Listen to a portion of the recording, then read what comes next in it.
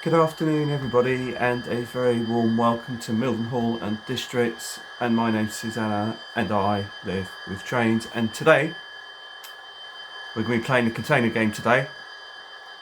And you may hear that we have a 66 rumbling in the background. So the idea of this is to show you how I play the container game, really. And it's just something just to create a bit of interest and a bit of fun on the railway, rather than just simply running trains. It's like giving trains a purpose and have some sort of random element to it. But I'll explain that to you as we go along. I mean, it's just one of those things. This is kind of taken from the American model in terms of they use car cards and things like that for various industries. And in this country, we sort of do things slightly differently. But I've managed to kind of adapt it to my container game, which is what I'm going to be doing. And then afterwards, as I talk about using the software in the future, I'll explain to you how I'll incorporate it to some of the other areas of the layout. So I'm going to turn you around, show you the 66, and then we'll get cracking and start making our way over to the container terminal. As you can see, we are far from there. So, speak to you in a moment. So here you can see in front of you Sorrento. And this is a Bachmann model, and this is 66709 Sorrento with the MSC livery. It's one of my favourite 66s I have here on the layout because I just love the container ship on the side. I love the decoration of it. So like I said, it is a Bachmann model, and you can see we're being held at the signal at the moment, and it shouldn't be too long before we are on our way to the container terminal.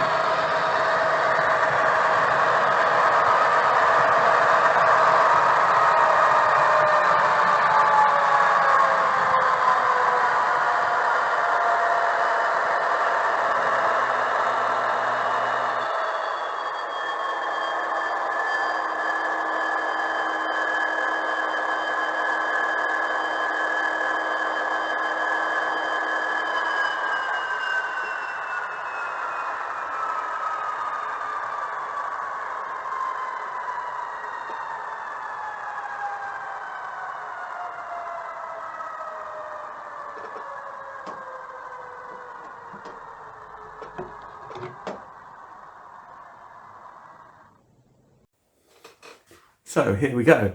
So let's play the container game. So how does it work? Well, as you can see, through the cab ride, we made it from the back of the layout to the front to Mildenhall Riverside. We've reversed the train at Mildenhall Riverside Station. As you can see, the 66 is now tagged on to the front of this container train. And now it's time to get it loaded. And you can have a bit of fun with this. And this is one way to have fun and to sort of add a bit of randomness to the whole game. So rather than just have the same containers going around and around on your container train, where you sort of see sometimes at exhibition layouts, you can sort of see them go around and round and round, which is fair enough. I mean, it's each to their own. But here, I took a bit of inspiration from the Americans. It's like I said, you can't really do too much without the English version because they tend to do their freight differently to what we do. Because we tend to do our freight as in like either all tank trains or all container trains. We don't have that kind of speed link like we used to back in the early 80s and 90s and even before then, where you used to have mixed freights and mixed yards where locals would just go to individual yards to pick up individual wagons and then bring them to the yards to be sorted. We don't really do that anymore. So in order to try and relate to some of that and bring some of that into some of that kind of randomness and fun to the British side of it, I thought what I'd do is I'd incorporate it into my container yard. So how does it work? Well, basically, I'm going to spin you around and I'll explain it to you. But it involves dice, either manual dice, because I have a selection here. We have a 4-sided dice at the front. We have a 6-sided dice here, and two 20-sided dice there. Now, if you don't have any sort of dice like that, now these are readily available from eBay and they are relatively cheap. So it's up to you really whether you want to go down the kind of even if you want to go down this road. But if you want to have fun like I do, like playing a board game, it's like a board game really, essentially, like Snakes and Ladders, and you're just kind of rolling the dice and see what happens and make your way across the board and see if you win. So you can either do it manually or you can go onto Google and you can do it digitally. So I'm going to spin you around now and I'll explain it to you. Generally speaking, I like the option of throwing it manually. I think there's a little bit more fun and kind of brings back a bit of nostalgia. But in order to record this, it's probably easier just to show it to you through the digital version, which I will do. So I'm just going to put this on the hook over there and store it there, which is where I normally store it anyway. So I'm going to spin you around and then we'll have a bit of a better explanation of it.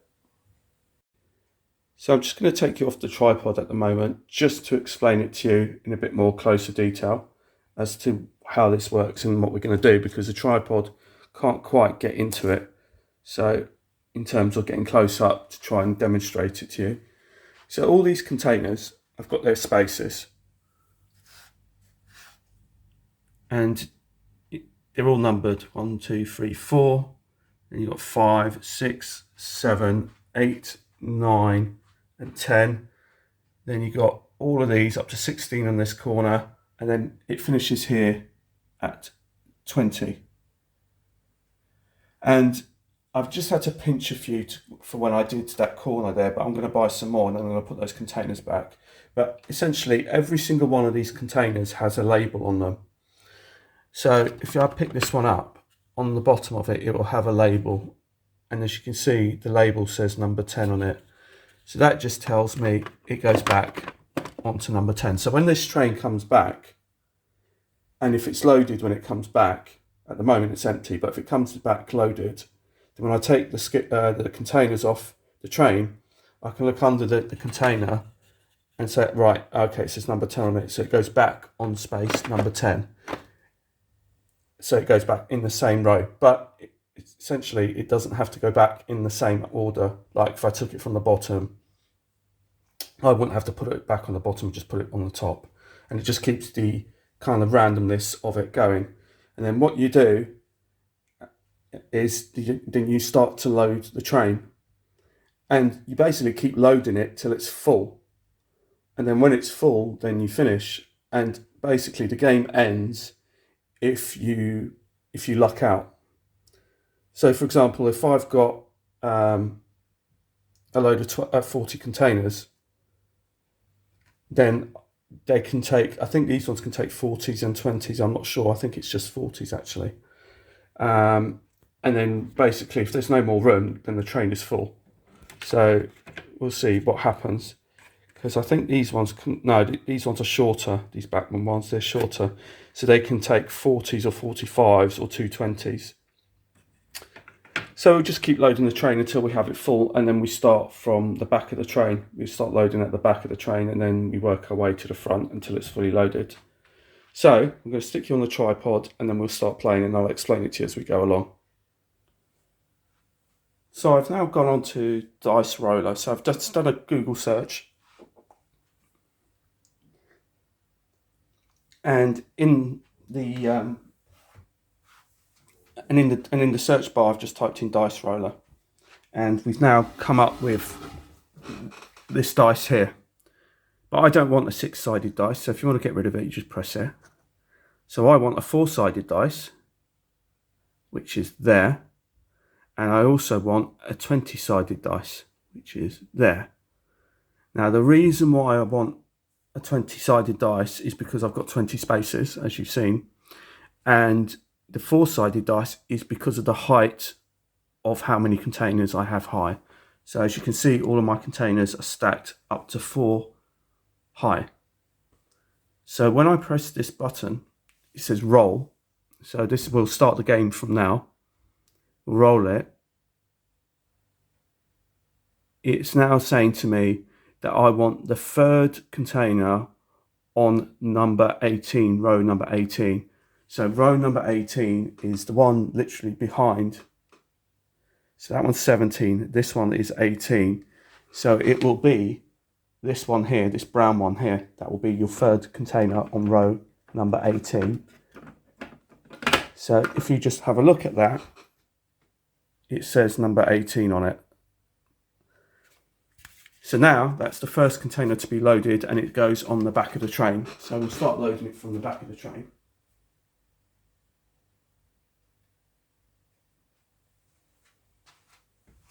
Okie dokie, right, so the next one, roll again. Number 2, and it's number 13. So that will be one of the short 20-foot containers, and it's the 2nd one. So it's going to be this little red one here. It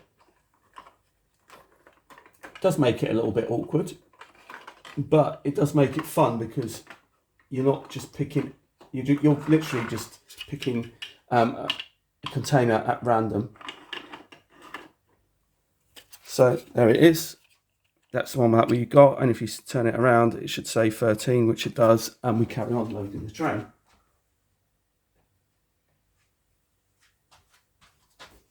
So we'll roll again. Number 12 and number 4, which is the top one of number 12, which is another 20-foot container. Which, there you go. And because we've already got a 20-foot container that we rolled on the previous roll, we can put these two together.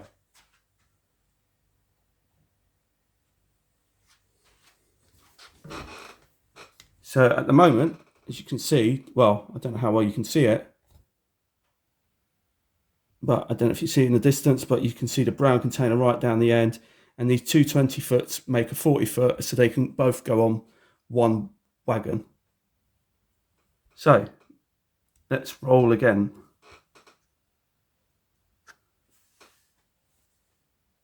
Number 15 and number 1, which is the one right at the bottom. So we're doing quite well with these. We're doing a lot of 20-foot containers today.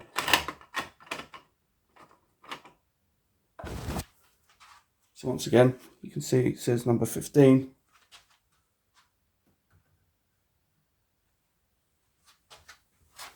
Okie dokie, right, next. 20 and number 1. So that will be the PD Ports one, right on that corner there, the very bottom one, right down the end there, that one there.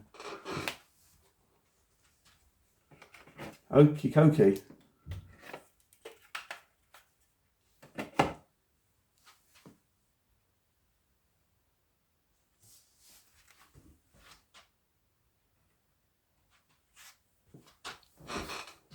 Now, let's see what we've got next. Roll again. 8 and number 3.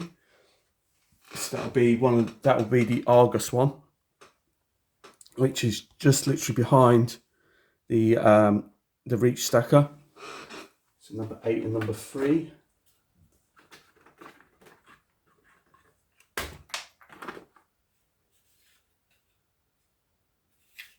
Oh yeah, I forgot about that.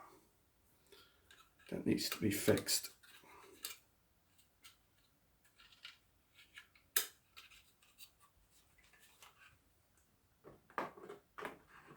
Right, so you get number 8.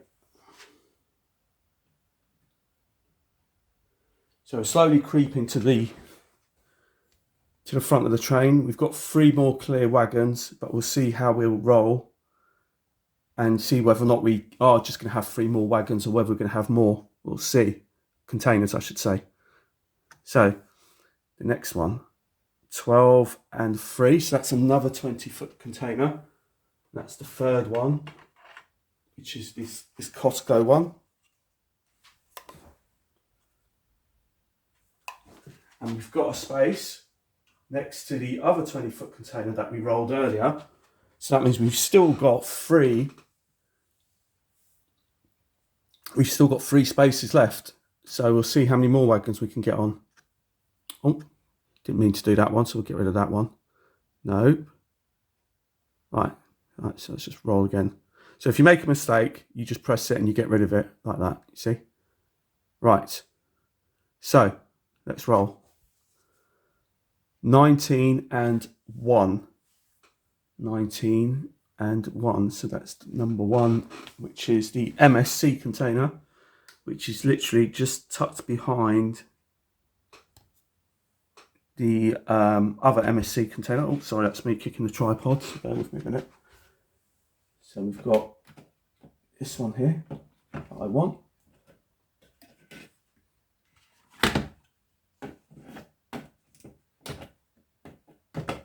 Right, so that's number 19 and number 1. So we're nearly there.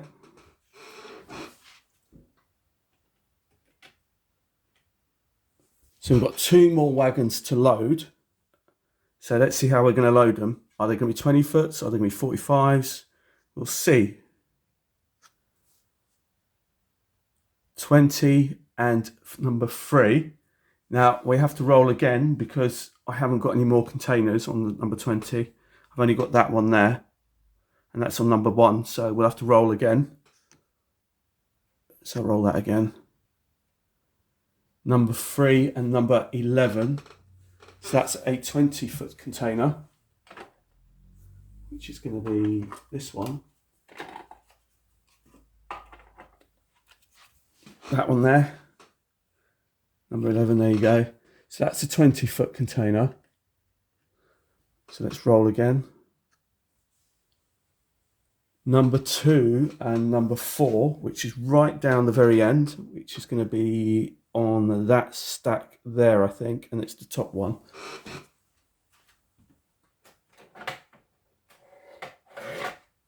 So there you go at this point. Yep, there you go, number 2. Right. So at this point, we've loaded the whole train, but we still have a space. If I just show you, you still have a space there on that 20 container. On that container there. So everything else is full except for that space. So we can afford to roll again, but if we get anything other than a 20-foot container, then that's the end of the game, and then we have to leave the container terminal with that gap on that wagon. So the only way we can fill that up is if we luck out with a 20-foot container. If we don't, then it'll have to go without the gap. So let's see, that's the game over. So we see if we can fill the train. No, it's game over, because number 7 is a 45-foot container, so we can't fit any more 45. So that's the end of the game now. So that is our loaded train that we've just loaded just randomly through the dice, either digitally or by hand. So like I said, we've got this one here.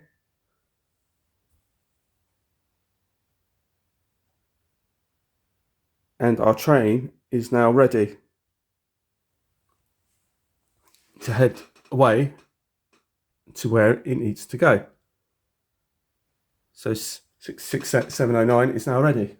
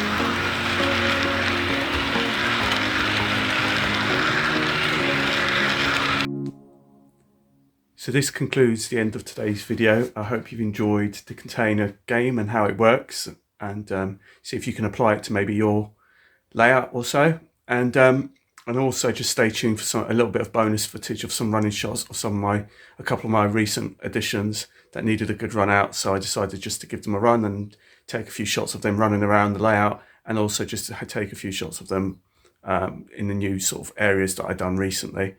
So take care, and until the next time, my name's Susanna and I live with trains. Goodbye.